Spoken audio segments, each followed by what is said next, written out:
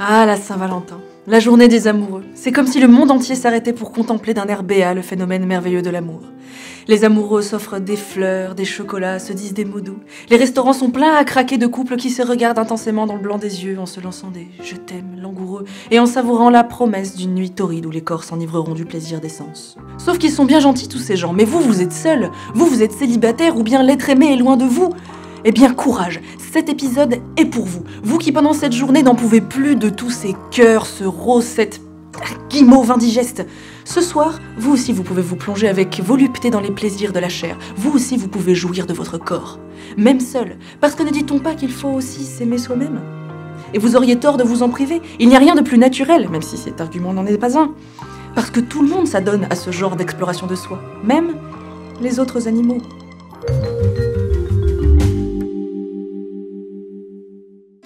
Les animaux sont loin de ces petits êtres purs et chastes que l'on voit dans les Disney. Ils sont bien loin des tabous, de la moralité puritaine, de la pudeur, de la bienséance, de la honte que nous, humains, nous avons construit autour de l'auto-érotisme. Bah ouais, les animaux se font plaisir, tout seuls, et ils se fichent bien de ce que vous ou leurs petits camarades peuvent bien penser de tout ça. Et vous allez voir qu'ils ne manquent pas d'ingéniosité pour arriver à leur fin. Quand pour nous, humains, le champ des possibilités est grand grâce à nos mains et le fait que notre anatomie nous permette d'avoir accès facilement à notre intimité, ce n'est pas le cas pour tous les animaux. Mais pensez-vous que cela les arrête ? Absolument pas. Les taureaux parviennent à se stimuler en faisant aller et venir leur sexe dans leur fourreau pénien. Les étalons aussi trouvent leur satisfaction en faisant rebondir, en pressant ou en effectuant un glissement rythmique de leur pénis en érection sur leur abdomen.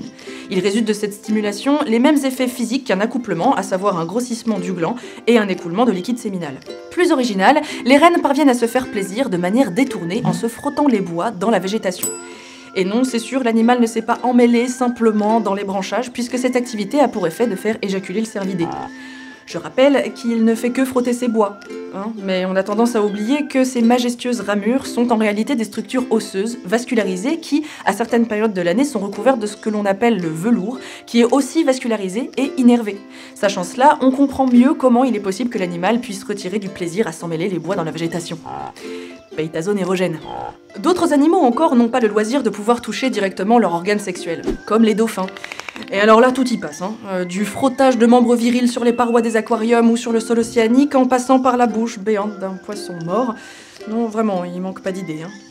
Ah, des poissons morts. De toute façon, on n'est plus à ça près avec les dauphins, c'est vraiment pas des anges. J'en parlerai peut-être un jour. Bref, pour finir avec la catégorie des frotteurs, nous avons le porc-épic, qui n'a lui aussi pas la possibilité anatomique d'accéder directement à son intimité. Mais qu'à cela ne tienne, se frotter à califourchon sur une branche ou tout autre objet inanimé suffit à son bonheur. D'autres animaux, même sans main, sont dotés d'une souplesse enviable. Les propriétaires de chiens et de chats mâles auront certainement déjà remarqué cette tendance qu'ils ont à se lécher frénétiquement l'entrejambe. Vous aviez peut-être le maigre espoir que cela ne soit rien d'autre qu'un toilettage intensif, sauf que cette activité provoque des mouvements compulsifs du pelvis, ce qui montre que cette stimulation déclenche des réflexes sexuels. Les coquines. Mais évidemment, les champions de la souplesse ainsi que de l'ingéniosité et de l'assiduité en la matière restent les singes. Nous avons bien entendu tous en tête les bonobos qui de toute façon en termes de sexualité ne se posent aucune limite, alors vous imaginez bien que les plaisirs solitaires sont aussi monnaie courante, mais il n'y a pas que. Des comportements d'auto-érotisme ont été observés chez beaucoup d'autres espèces comme les singes rhésus, les macaques, les mandrilles, les chimpanzés, pour ne citer que. Je vais même pousser le détail jusqu'à vous dire que ces petits coquins ont une possibilité anatomique qui fera peut-être pâlir de jalousie beaucoup d'hommes sans qu'ils ne se l'avouent vraiment, puisque ces primates sont capables de pratiquer une excitation buccale de leurs propres membres virils. Oui, une autofellation. Mais c'est pas tout, les singes utilisent des objets inanimés. Ou pas. On a encore tous en mémoire cette vidéo du singe et de la grenouille. Si vous ne l'avez pas vu, c'est pas grave, juste singe, grenouille. Si vous faites le lien avec le sujet de cet épisode, votre imagination fera le reste. Donc ils utilisent des objets, voire même, et là c'est fort, ils en fabriquent. Des orang-outans femelles ont déjà été observés en train de se fabriquer des sortes de godemichés primitifs à l'aide de bâtons ou d'autres bouts de végétaux. Ah oui, les femelles aussi se font plaisir. C'est vrai que depuis le début, je semble ne parler que des mâles des différentes espèces que j'ai pu citer, mais les femelles aussi. Par exemple, hors de leur chaleur, les chiennes frottent leur clitoris sur ce qu'elles trouvent jusqu'à une apparente satisfaction. Et les autres exemples ne manquent pas, entre les rats, les chinchillas, les femelles porc-épic, les femelles écureuils, les femelles furets, les juments, les vaches, les éléphantes, les femelles babouins, les femelles chimpanzés, et je pourrais continuer la liste encore longtemps comme ça. Bon, en fait, la majorité, si ce n'est pas carrément tous les mammifères, mâles comme femelles, pratiquent l'auto-érotisme. Mais ils ne sont pas les seuls. Les oiseaux et même les tortues ont été observés en train de s'offrir un moment privilégié avec eux-mêmes en se frottant le cloaque avec tout ce qui peut leur passer sous la patte. Mais bon, après avoir fait un peu le tour des animaux et des techniques, une question se pose à présent. Pourquoi ? Ce comportement est-il normal ? Est-ce une déviance, une mauvaise adaptation, le symptôme de quelque chose qui n'irait pas ? L'auto-érotisme pourrait par exemple être une compensation due à un manque de partenaire, le résultat d'une frustration sexuelle ? Mais il n'en est rien. L'étude sur laquelle je me suis appuyée au sujet des étalons arrive à la conclusion que malgré le fait que l'animal puisse parfois se faire plaisir plusieurs fois par jour, cela est tout à fait normal. Chez lui, c'est même un signe de contentement plutôt que d'ennui ou de frustration. Chez les singes, les comportements d'auto-érotisme peuvent arriver après un coït, ou même pendant. Chez les félidés, les canidés, les ongulés, les marsupiaux, les primates et nombre d'autres mammifères, ce petit plaisir solitaire a été observé dans un environnement naturel, et ce, alors qu'il y avait des femelles réceptives aux alentours. On peut donc exclure la frustration comme explication de ce comportement. Chez les écureuils de terre du Cap, une espèce du sud de l'Afrique, ce sont principalement les mâles dominants qui se laissent aller à la stimulation de leur propre anatomie, et ce comportement intervient plus souvent après le coït qu'avant. La raison de cela serait purement hygiénique, dans une optique de lutte parasitaire. Les femelles de cette espèce peuvent avoir jusqu'à 10 partenaires sur une fourchette de 3 heures. Le risque de choper des parasites est donc élevé, et rien de mieux qu'un second round de solitaire pour évacuer tout ce petit monde. Mais ça reste une hypothèse. Et puis surtout, cette explication, si c'est bien la bonne, n'expliquerait ce comportement que pour ces animaux-là. Ou alors à la limite, pour ceux qui ont le même comportement dans les mêmes circonstances, avec les mêmes conditions. Ça explique pas grand-chose, quoi. Alors la question reste la même. Pourquoi se laisser aller au plaisir de la chair alors que cela semble aller à l'encontre de la logique évolutive ? Si apparemment c'est un comportement normal, comment cela a-t-il pu être sélectionné ? Sachant que quand un animal s'adonne au plaisir solitaire, il est distrait des tâches plus importantes comme se nourrir, éviter les prédateurs, chercher un ou une partenaire, s'accoupler. Sans parler du fait que, pour les mâles, la production de la semence représente un coût énergétique.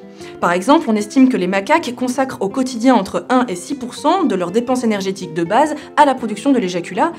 Alors pourquoi le gaspiller ainsi ? Eh bien, un début de réponse s'est dégagé récemment avec la découverte que chez les humains, ce petit entretien avec soi-même contribuerait à améliorer la qualité du sperme. Eh ouais. Et s'il en va de même pour les mâles des autres espèces, ce comportement pourrait en fait tout à fait s'inscrire dans une logique évolutive. En effet, l'éjaculation permettrait de se débarrasser d'un sperme non utilisé, trop vieux, pour laisser la place à des spermatozoïdes tout neufs et plus vigoureux, qui auront alors plus de chances de gagner la compétition spermatique face à ses rivaux. Oh yeah. Mais cette hypothèse n'expliquerait la sélection de ce comportement que pour une partie seulement des animaux, ceux où la femelle a des partenaires multiples et du coup où les semences de plusieurs mâles sont en compétition pour atteindre l'ovule. Mais chez certaines espèces, il n'a pas été démontré qu'il y avait une quelconque compétition spermatique qui entrait en jeu dans le processus de reproduction, ou alors très peu, comme chez les humains. Et pourtant, on aime bien aussi l'auto-érotisme. Oh, allez, faites pas genre. Et puis, tous les animaux mâles n'éjaculent pas après une séance de plaisir solitaire. Chez les chevaux, par exemple, ce comportement n'aboutit que rarement à une éjaculation. Une étude rapporte que seulement 1% des épisodes d'auto-érotisme observés aboutissaient à une éjaculation.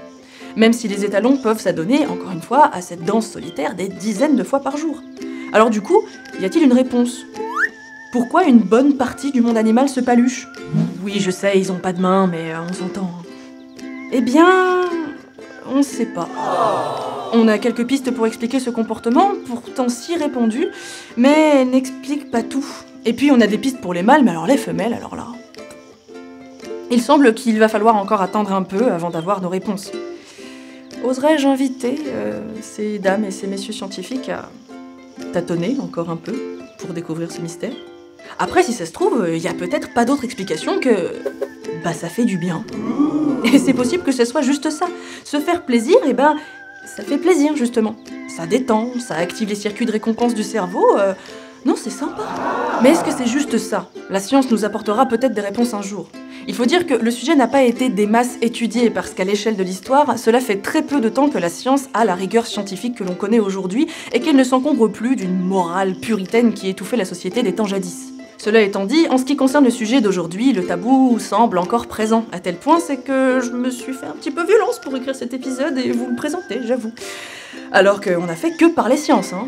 Et je sais pas si vous avez remarqué, mais je n'ai pas prononcé une seule fois le mot que l'on connaît tous pour parler de cette pratique. Un peu par gêne, un peu par défi, pas mal pour le bot YouTube qui semble vivre encore au 19e siècle. Et oui, revoyez l'épisode, pas une seule fois je n'ai prononcé le mot. Sur ce, j'espère que cet épisode vous a plu. Si c'est le cas, le petit pouce vers le haut. Et surtout, abonnez-vous pour ne rien rater des prochains épisodes sur la chaîne. Et je vous souhaite une excellente soirée. À bientôt. Clap de fin. Masturbation.